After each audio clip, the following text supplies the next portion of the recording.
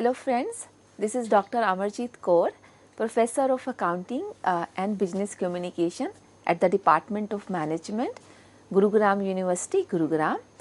I am author of 58 research papers and I have 11 books in my credit as author or as editor. I am carrying about 30 years of experience, 30 plus years of experience into teaching and industry, and it's my privilege that I am here with you to talk about audience analysis in public speaking. So it's a very interesting topic, friends, that how to carry audience analysis in public speaking, why it is important, what all factors which affect the audience analysis for the purpose of public speaking, and what type of audience analysis one can carry for the purpose of public speaking. This is what we are going to talk in next few minutes. So I wish to see you with me for the next few minutes. Friends, audience analysis in public speaking, what does it mean? Audience analysis in the context of public speaking targets to adapt a speech that matches to the interest level of understanding, attitude and beliefs of audience. Taking an audience-centered approach is utmost important in public speaking. So, we have discussed audience analysis in the past as well, but today the focus is in the context of public speaking, right? So, in the context of public speaking, audience analysis targets to adapt the speech, the content, whatever is to be delivered, that matches to the interest level of audience, to the understanding level of audience, to the attitude and the belief of the audience. So there are many things. Attitude is not so simple. Understanding attitude of one person whom you are staying with is difficult, and I am talking about understanding the attitude of a mass, of so many people. In public speaking, we are expecting a large gathering. It could be 10 people, 20 or 2,000 or 2 lakhs, right? So understanding and in general the attitude of the masses or the public is not an easy task. What kind of beliefs do they have? What kind of understanding do they already have about the subject you are going to talk about? What interest? What is their interest? So you have to match to all these aspects. So which is not an easy. The good orators would always like to spend more time on audience analysis than actually on writing the content, because the public speaker is supposed to have good knowledge, good speaker. Anyways, they are good in communication. That's why they are able to make public speaking. But their content has to be relevant, should be able to influence, persuade, actuate people, and that is possible only if you as a public speaker, you spend more time on analysis than on content writing, right? And that's why that we say that taking an audience-centered approach is utmost important in public speaking. Moving forward, adapting a speech to an audience is not the same thing as simply telling an audience what they want to hear. Audience analysis in public speaking means the stylistic and content choices a speaker makes for a presentation. So when we say that one should adopt the speech to as per or to the audience or as per the need of the audience, it's not just same that when we say simply telling the audience that what they want to hear. We can't ask them what do you want to hear. We just can't tell them that this is what you want to hear.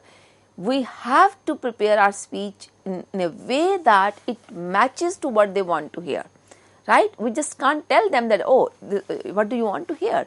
Or this is what you want to hear? No, that cannot be the approach. You have to prepare your content beforehand. You have to think about the content, the flow of the content, the right time, the punchline, the beginning, the ending, the emotions to be conveyed, everything, right? So you have to,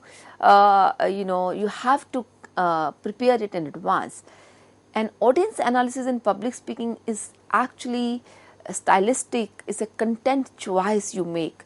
And for the presentation, it could be an oral presentation, it could be oral along with some pictorial, it could be oral with some verbal, some written content, it could be any kind of such thing. But the content you choose for for the public speaking does matter a lot. Now let's move forward and talk about the types of audience analysis in public speaking. What all analysis, what kind of audience analysis you can actually carry for the purpose of public speaking. Number 1 is situational analysis. Number 2 is demographic analysis. Number 3 is psychological analysis. Number 4 is cultural analysis. Number 5 is topic interest and prior knowledge analysis. So let's talk about them now. Situational analysis. Here you assess the situation. So what kind of situation you are in? What is the purpose of this talk? Right? People who are in the going to make a public speaking in a marriage, in a wedding. So here the situation is, of course, the fun, the good time. So here the situation is entirely positive, good, and entertaining. So here the situation is to entertain the gathering, right?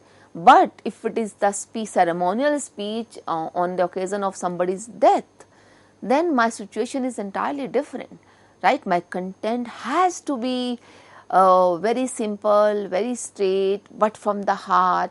It has to be very in the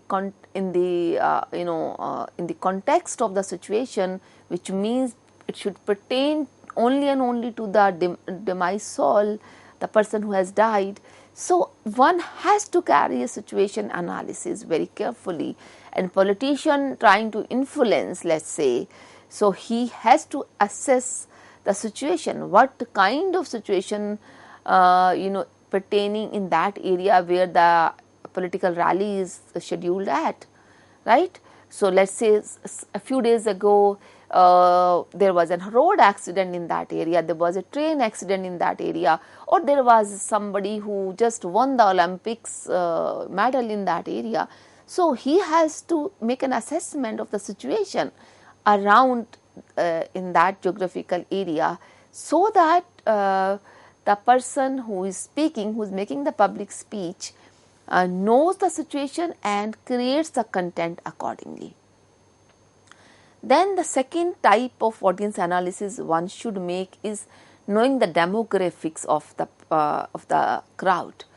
What kind of, let's say there are 2,000 people you are planned to address. Out of 2,000 people, how many are of Gen X, how many are Gen Z, how many are millennials, how many are baby boomers? You should have an idea. Or are they all from the millennials or Gen Z, right? So that is just the age from I am talking, but what kind of income group they are come from, what is the composition of gender, like male and female, what is the educational background, can I speak English there, can I speak Hindi, I need to speak the local language, or can I talk about the background of some international news, are they supposed to know that, are they kind of people, are they the ones who would be aware of such thing which has happened in other country and is contextual to mention. So what is happening here? You are carrying a demographic analysis of their education, age, gender, religion, etc., etc. Some people are very sensitive, that some areas are very sensitive to a religion, you cannot talk about particular religion, you cannot sound to be differentiating people on religion. You have to be careful. So you have to be careful about the content which is basis on all these demographic factors. Then the psychological analysis. Here you need to know what are the wants, the beliefs, the value system they have. There are certain societies where condemning other parties, other people, other individuals, other companies in public is accepted, is fine, it is taken as fun, it is taken as easy, it's just taken as it's fine, it's okay.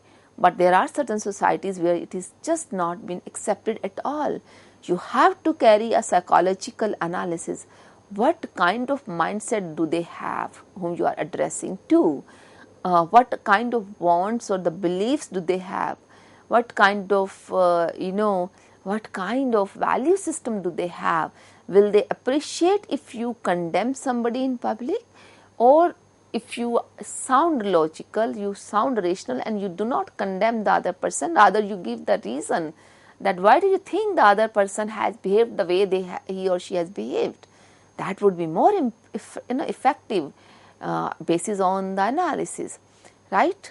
Then the cultural analysis, the fourth type of analysis here, what kind of culture they have. If the culture is to wish everybody by bowing your head, so you just cannot go and wave your hand. You should be bowing your head, body to wish them. If the culture is to say Ram Ram or say Namaskar, you can't go and say hello, hi. You have to learn those basic cultural things. If the culture is to greet by, in a particular way, to treat in such particular way, to eat some in particular way, you can't go and condemn that particular style of eating in your speech. Let's say you come from the hospitality industry and you are going to launch a cafeteria in that area, or you are going to launch a restaurant in that area. You are making a public speech to introduce your restaurant. So you have to be conscious about the cultural thing. You can't say the cutlery will be raised, and you are focusing your talk, on cutlery, but without knowing that culture is to eat by hand, right?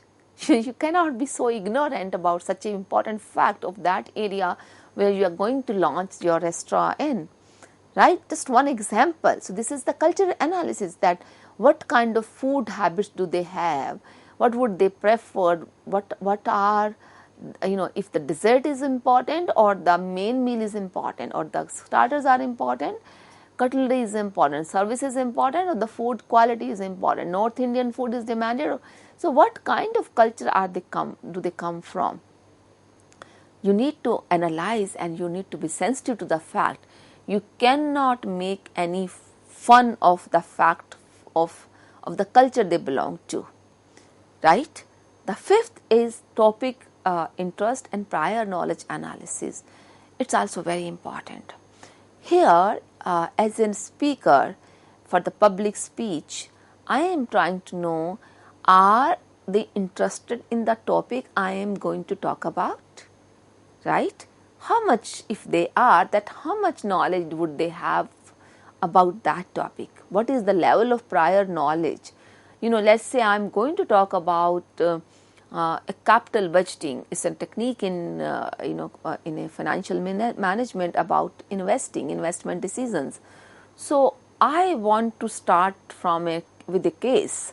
That's my public speech, right? Without knowing that the 50% of the audience, they come from the background who have never studied accounting or finance, and they have no knowledge about the terms which are there in that particular case, right?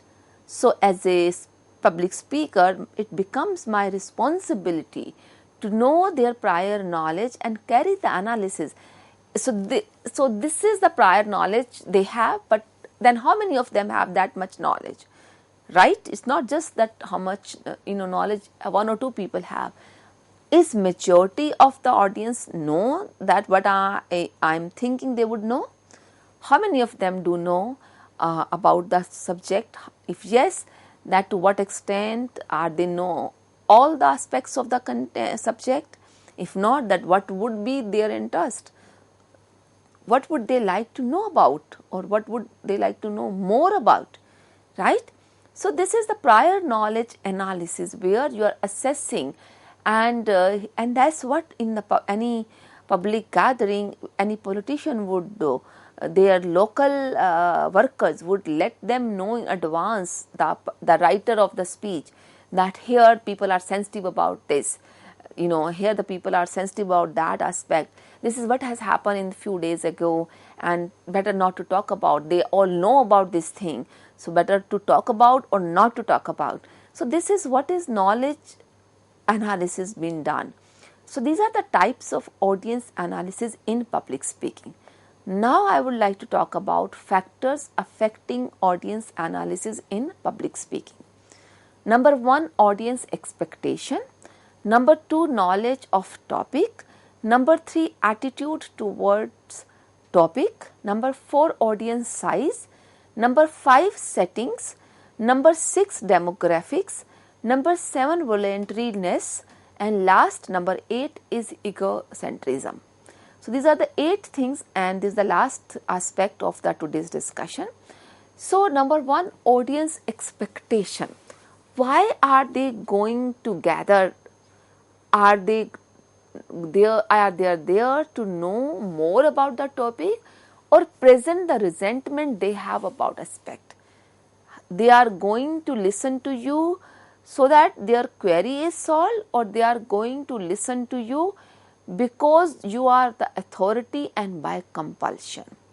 So what would they like to know? They would like to know about the features or the price. They would like to know about the process or the procedure. What would they like to know? What are their expectations? They are expecting you to cover this or that. For example, if a teacher, I am going to class, I should be knowing my students are more keen to do the practical part over the theory. There are people who are very much keen for theory. There are people who are keen for practical aspects, right? So what are their expectations as audience? That is the first thing you should be knowing before making a public speech. The second is knowledge of that topic. So you should be, in the audience analysis, make sure that how much knowledge do you have will actually decide the effectiveness of your public speech. And knowledge of your audience also does matter. It's not just your knowledge of both the speaker as well as the audience. If the audience know about something and they also know that you are the master, you are the authority on this topic, they will really pay attention. They will take action whatever you say, right? So knowledge of topic, when it comes to the audience, we are more focused on their knowledge level, right? But there are people who discuss from the speaker's perspective as well. But I would like to focus from the audience perspective. Their knowledge, already existing knowledge, their whatever the information they have about the aspect you are going to talk, it does affect, because you can, that is the where you can pitch, that is where you can start from, right? That knowledge does matter. Then the attitude towards topic. What is the attitude of audience? That affects the audience analysis. Your purpose is to know about audience, but what is your attitude towards the topic? What is the attitude of those audience towards the, they will come with a closed mind if they know this is just a, this particular topic which he or she is going to talk is just a sham, it's just a formality. So if that is the attitude about the topic you are going to cover, then of course there will be no interest, right? They say if you are going to talk about a particular thing that's very simple, that's very easy, already known to them, right? So the topic, the attitude towards the topic is that it's okay, it's just nothing, it's nothing serious, it's just fun, right? It's known to us, we know it very well. That's the attitude. ये क्या समझाएंगे, ये क्या बताएंगे, हम जानते हैं इसके बारे में, right? It's a wastage of time. So they are going to be there by compulsion. So you should know about the audience. What is their attitude towards the topic? Are they positive about the topic? Are they concerned about the concept you are addressing? Are they negative about it? Are they just neutral? Doesn't matter. Few of them are neutral, few of them are having positive attitude. It could also be the case. right? So attitude toward topic does matter, and this is also the factor one should be analyzing for the purpose of audience analysis before making a public speak. The fourth point was the size of audience, right? What is the size is something very important. The bigger the size, the more difficulty it is for an person to engage with maximum audience or engage everyone effectively. Because, we are carrying audience analysis in terms of age, genders, emotions, knowledge level, attitude, everything. But if you are addressing masses, it's practically not possible to know their knowledge in advance, to know their attitude towards the topic in advance. If I am doing a training session, for example, and I am training about 30 people, so what I will do, I will carry a questionnaire of maybe 4 or 5 questions to assess their pre-knowledge level about the topic. That is possible, right? Because the size was just 20, 30, 25 people. I can assess their knowledge level, and then I can build my talk basis on that. Whatever they answered wrong to the basic question, they answered correct, everything was answered correctly. Then I need to pitch at a higher level, because I was able to do that, because my audience size was small. But if the audience size is huge, is in thousands, maybe in lakhs, what to do? Right? Then it is really, really difficult. Then maybe you need to put many people at task to know, all right, if I am addressing 2 lakh people, 1 lakh people, about 20,000 are coming from this geographical area, another 18,000 are coming from that geographical area, 18,000 are girls, 15,000 are boys, and so on. These many thousand are youngsters, these many thousands are oldies, right? Now, after putting everything on a piece of paper, making a flow graph, this is what attracts to this group, this age group. This is what attracts to this age group. This is the knowledge or the education level of this group. So you have created sub parts or you have created segments in the audience, basis on the total size, and then you are relating, finding out the expectation of each subset, knowledge of each subset, attitude of each subset, size, size does matter. So this is a factor which should be taken care well in advance. Then the fifth is the settings, the environment you are going to speak in. Is it in the open setting? Is it a closed door address? Is it an auditorium where are you addressing? Is it in a training room? It is a classroom? It is just a studio?